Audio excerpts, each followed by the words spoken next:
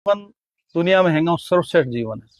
कई तरह की बीमारियां पैदा हुए, ये सब मांसाहारी कारण पैदा हुए। तो लोगों ने हैंगो ज्यादा अपील करूं, जसनाथ जी महाराज रो संदेश हो कि जीवन में दया राखनी चाहिए के गायर गाडर भैंस साड़ी दुई दुई पियो पिराणी, सिरजा देव अमृत का कुंपान गड़बो काट नहीं खाने।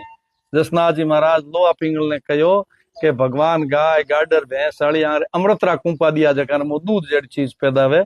तो मारो दूध पीणो चीजे जीवन ने गड़ो काट नहीं खाणो चीजे, बीरो बहुत बड़ो अपराध होया करे। तो बीरे वास्ते जीवन रे माथे दया राखनी चाहिए। इन धरती रे माथे पैदा होने सबने अधिकार है।